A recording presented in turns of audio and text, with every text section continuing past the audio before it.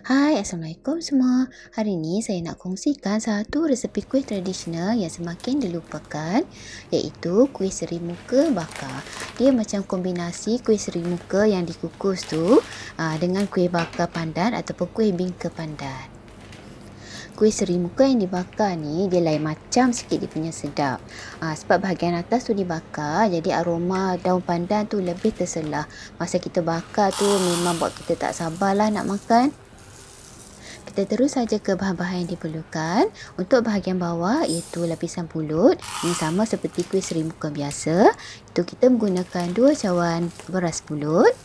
Yang ni saya gunakan beras pulut cap angsa emas. Biasanya kuih yang menggunakan beras pulut saya akan cuci sehingga air itu bertukar menjadi jernih. Okey, boleh tengok kat sini air basuhan beras pulut ni memang nampak jernih. Okey, kena basuh sampai bersih macam ni. Okey, ini tips supaya kuih yang menggunakan beras pulut lambat basi. Okey, kemudian kita masukkan air secukupnya untuk merendam beras pulut. Kemudian kita rendam beras pulut ni selama lebih kurang 3 jam. Sementara nak tunggu 3 jam tu, jom kita isi masa lapang. Kita kisar 7 helai daun pandan. Yang ni untuk jus pandan ataupun air pandan. Kita gunting-gunting sikit daun pandan ni supaya dia mudah dikisar. Okey, kemudian masukkan air secukupnya untuk mengisar daun pandan. Okey, daun pandan saya gunakan ni dah agak tua dah. Jadi saya kisar kasar je. Sebab nanti kalau kisar halus sangat, nanti dia akan jadi rasa pahit sebab getah daripada daun pandan tu dah keluar. Jadi saya kisar kasar-kasar je. Kemudian kita tapiskan. Okey, kalau air pandan tadi tak cukup, kita tambah air biasa, jadikan dia 1 cawan.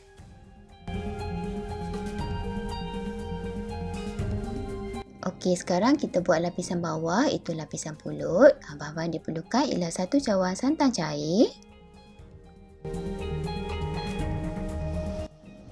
Kemudian tambah 1 cawan air.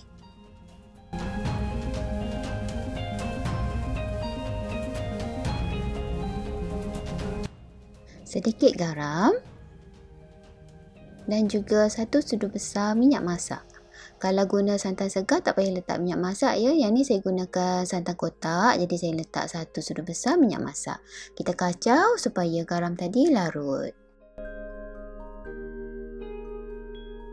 Sediakan loyang. Yang ni saya guna loyang saiz 8 inci. Kemudian masukkan 2 helai daun pandan yang telah disimpul. Dan masukkan beras pulut yang kita dah rendam tadi.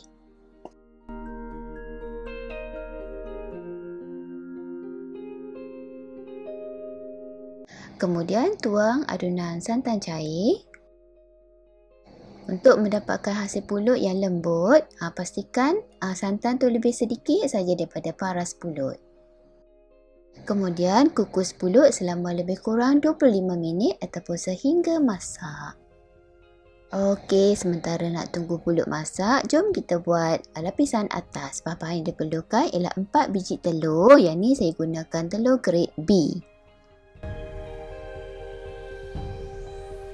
1 cawan gula pasir.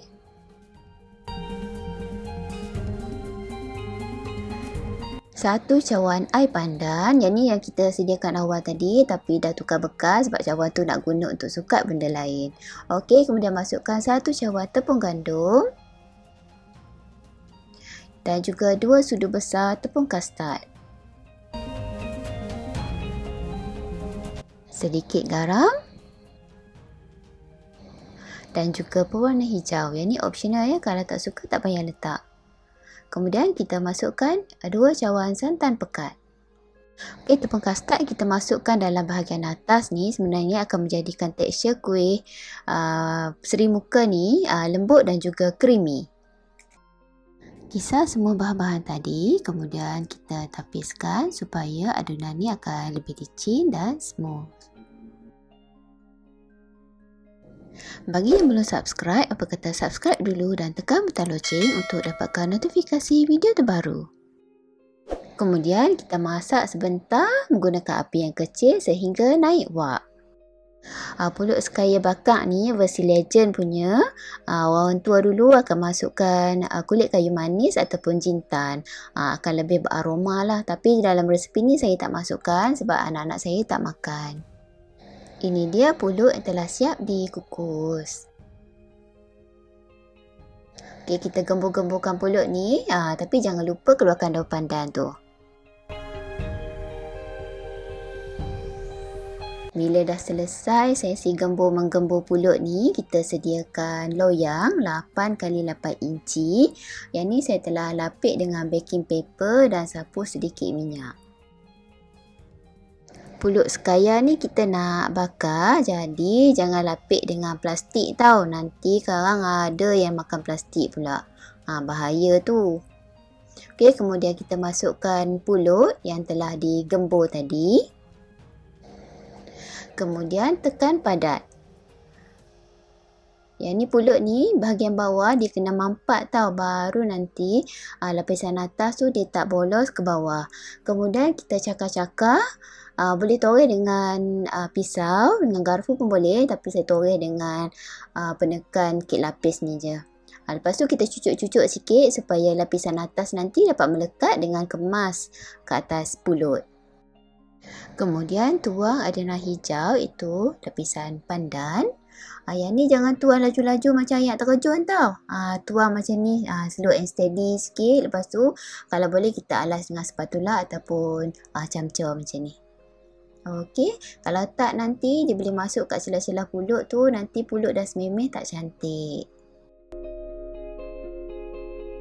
Kalau ada nampak bubble-bubble atau buih-buih kat atas ni, kita cedok keluar dia punya buih tu supaya lapisan atas kita nampak cantik sikit lah, nampak licin je. Tuang tak mau habis tak apalah, tinggal sikit-sikit tu kira halal je lah. Langkah seterusnya kita bakar dalam oven suhu 180 darjah Celsius selama lebih kurang 50 minit ataupun sehingga masak. Ini dia hasilnya kuih seri muka yang telah siap dibakar. Okey, untuk pastikan kuih ni dah masak dengan sempurna, kita cucuk dengan lidi. Jika lidi bersih, itu tandanya kuih dah masak. Biarkan kuih sejuk sepenuhnya sebelum dikeluarkan daripada loyang. Ini antara 4 jam baru saya keluarkan daripada loyang. Jom saya tunjukkan cara dia. Sebab tadi kita dah alas dengan kertas, angkat terus je macam ni dan letakkan ke atas chopping board. Senang kan?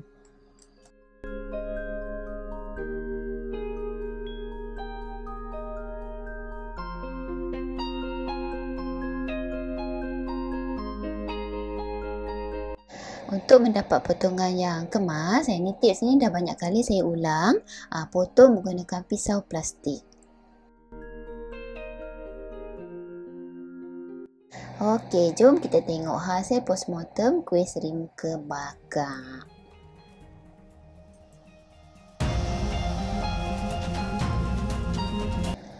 Sambil-sambil potong ni saya pun tak sabar nak makan sebab aroma pandan tu sangatlah wangi, menusuk ke hidung, memang buat tak sabarlah nak rasa.